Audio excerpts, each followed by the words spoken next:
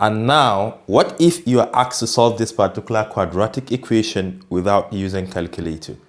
In this tutorial, we are going to learn step by step on how to solve quadratic equations by completing the square method. I believe you can do that without using calculator.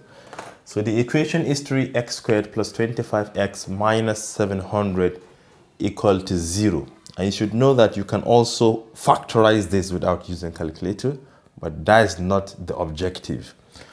First step, divide every single term by the leading coefficient and take the constant term to the other side. The leading coefficient is 3, so you should divide every single term by that 3, and also together with the division, take the constant term to the other side. So what you have to the left will only be x squared if divided by 3. Then this divided by 3 will give us 25 divided by 3, then x. If you take this one to the other side, it is going to become positive 700, right? But don't forget to also divide by 3. This is the first step. Now the left hand side, you should write it as x plus, it could be plus or minus, it depends on the sign here. If it is plus, it will definitely be plus. Then half of this number, which is the coefficient of x, half of 25 over 3 will be 25 over 6. So you have 25 over 6, everything squared.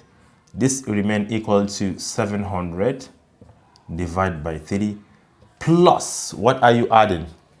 This number squared. That is 25 over 6 squared. But what is 25 squared? 25 squared will give us 625. 625. Then 6 squared is 36. Yes, 36. If you want to add fractions or subtract them, sometimes it is always very important to ensure that you have common denominators. Because once you have common denominators, you are free to add or subtract the numerators. So to make this 3 exactly as 36, you can multiply it by 12.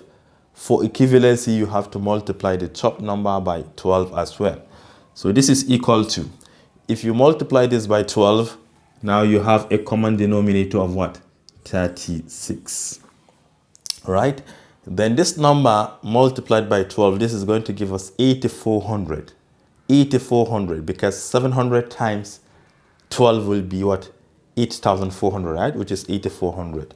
Then that 8400, you can add it to 625, which is going to give us 925. Yes, this is what we have to the right hand side. The left hand side remain x plus 25 divided by 6 to the power of 2. Now take square root of both sides, leaving only x plus 25 divided by 6 to the left, equal to plus or minus the square root of what? 9025 divided by 36. You should be familiar with your perfect square numbers. This is a perfect square number, this one as well. Take this number to the other side. We have x equal to minus 25 over 6 plus or minus square root of 9025 is 95.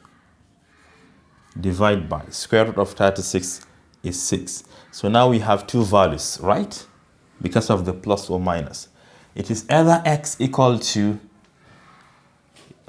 you can say minus 25 plus 95, which is going to give us 70. Yeah, 70 exactly over 6. 70 over 6. Or, now use the negative sign. Negative 25, negative 95 will give us negative 120. Negative 120 divided by 6. You simplify further. X is equal to, 6 cannot divide exactly, so you can use a common factor, which is 2. 2 divided by 70, or 70 divided by 2 is 35.